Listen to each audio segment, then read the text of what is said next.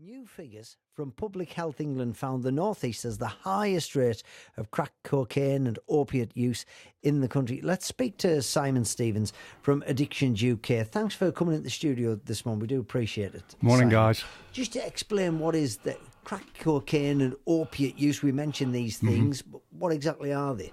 Well, opiates, things like heroin, but it can also be prescribed as well as painkillers, and there's a massive rise in people addicted to painkillers. So will some of that, those 19,000 people in our area, some of those will be prescribed even if they're addicted? Well, now, unless drug dealers have started filling in sales returns, we actually have no idea how many people are using what. These are estimates, they're the best guess, and I'm not criticising the people who bring these figures together, but drug use is far more prevalent than those figures suggest, is my understanding. And it'll vary from people who self-medicate, people who are medicated by GPs and doctors and things. So, you know, the use of drugs is, well, it's massive throughout society, but it's particularly massive up here. You know, it's becoming more and more mainstream. How? What is behind the rise, do we know? Well, if it's going to look at the self-medication model, that's people who, very simply, a very simple idea would be who are feeling massive internal pain. If you hit your foot and it hurts, you take a painkiller. If you're feeling massive internal pain, emotional pain, psychological pain, then you're going to maybe look for something to take that away. You may experiment, you know, rites of passage and things, and find, whoa, when I use these drugs, actually I feel an awful lot better. That was my experience. And it, you know, it becomes self-medication. So that can be one route into it. Many people use drugs because they're used. You know, I mean, it's just like, you know, people will go to the pub, they have a drink and they have a line of Coke. And it's kind of almost becoming a norm for some groups of people to behave like that. Any groups we know of? Do you know what? Everybody uses drugs in one form or another. Alcohol is the widest used drug. As far as the brain's concerned, there is no difference. The law might see it differently. It may look different. It may come in a liquid form as opposed to a powder or a tablet form or whatever.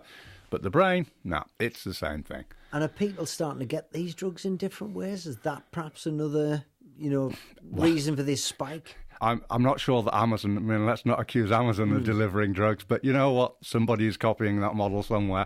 And You can get drugs online. You can get drugs online. They're provided through social media, through small scale or perhaps even large scale people moving stuff through. I mean, social media has changed everything. The availability of drugs changes from year to year.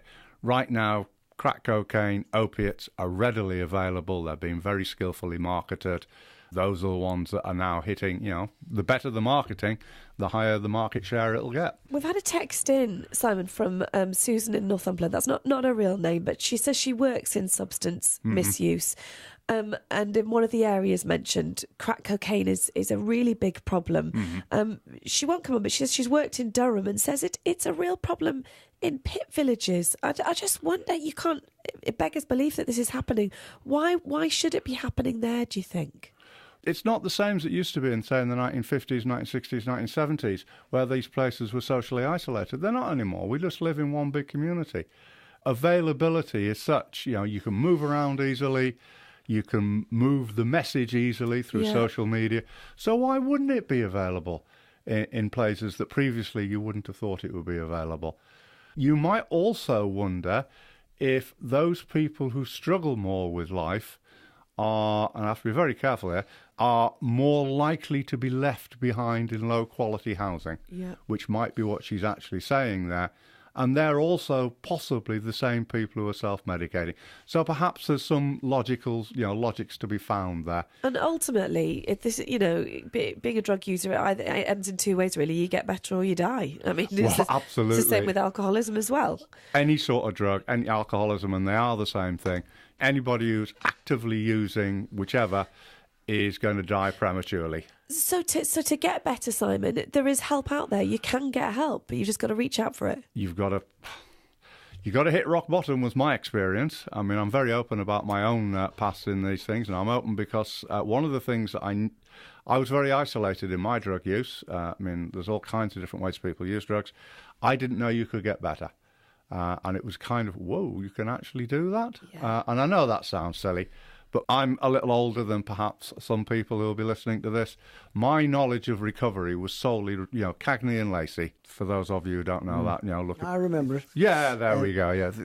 Is the answer to be harder on drug takers or drug dealers, or to be softer?